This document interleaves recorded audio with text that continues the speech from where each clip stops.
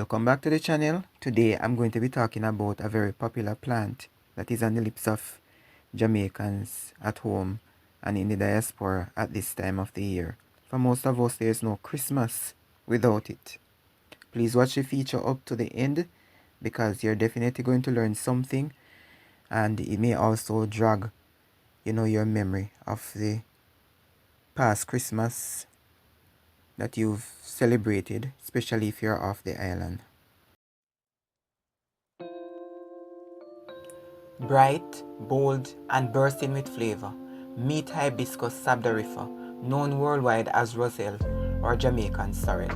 This tropical gem isn't just a plant, it's a cultural icon, a health booster, and a culinary superstar. From its origin in Africa to its treasured role in the Caribbean, especially here in Jamaica, Hibiscus sabdariffa has traveled the globe, earning names like Zobo in Nigeria, Florida, Jamaica in Mexico, sour, and of course, Jamaican Sorrel. It hails from the Malvaceae family, and it's a fast-growing shrub that can reach up to a height of at least 8 feet. Its deeply lobed leaves and pale yellow flowers with striking red centers makes it as stunning as it is useful. But the real superstar? These fleshy red calyces packed with potential.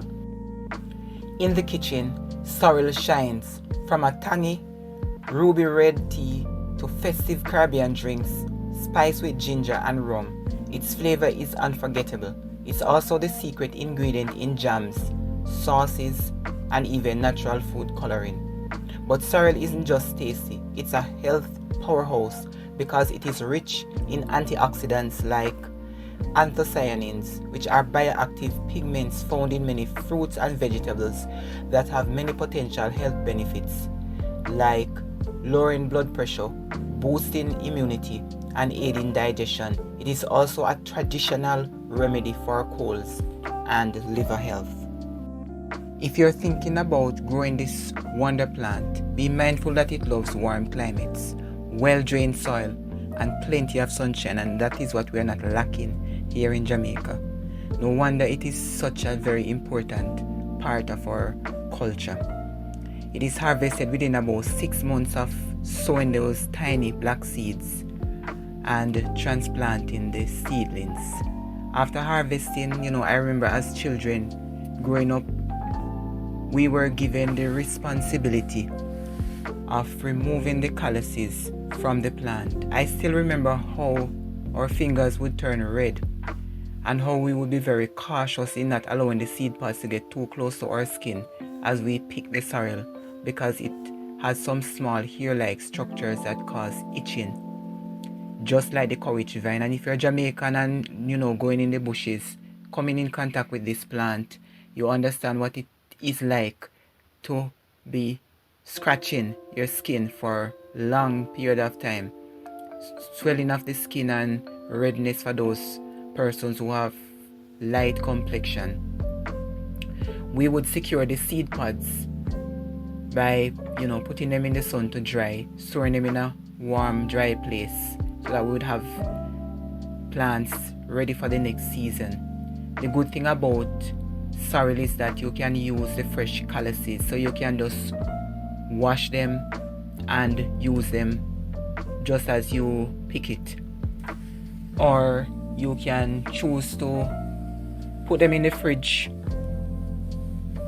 But when I was growing up, we didn't have the luxury of a fridge, and so we had to come up with another way, and that was to put them out to dry in the sun, in order to extend the shelf life. If you're going to be using them to make your jams and your purees, then you have to use them within a short space of time. Back in the day, my mother would boil, or we would say draw, her sorrel with ginger and other spice like cloves. It would be put to cool, and it would be sweetened at the appropriate time and served, yes, at room temperature, Or these days, you can serve it with ice, or you can have it in your cooler. These days, people are also blending their sorrel. So you can just pick the sorrel, wash it, and blend it with your ginger and whatever else you choose to put in it. And then, you spice it up with your alcohol. In Jamaica, sorrel is more than just a plant. It's a tradition. During the Christmas season, families look forward to coming together to enjoy this iconic drink. And the drink is so steeped into our culture that if you don't have a glass of sorrel in the Christmas season with a slice of fruitcake, it's like you didn't have a Christmas at all. I'd love to hear from you in the comment section how you prepare your sorrel and what you put in it, to get that kick. It would be remiss of me to talk about the preparation of this iconic drink and not make mention of this element. When I was growing up, I remember seeing people adding a few rice grains to their sorrel to extend the shelf life because they didn't have access to a fridge. I'm really curious to know the science behind this practice. Please leave your comments below. In my closing, I would like to use this opportunity to wish each and every one of you who have taken the time out to support me since I started this journey a peaceful Christmas and a productive New Year. As you leave the channel, please remember to leave a comment, like, share, and subscribe, because these interactions will definitely help the channel to grow. Once again, thank you for stopping by Virtual Gardening 101, the place where we dig into the digital soil and reap real results. Look forward to seeing you in 2025.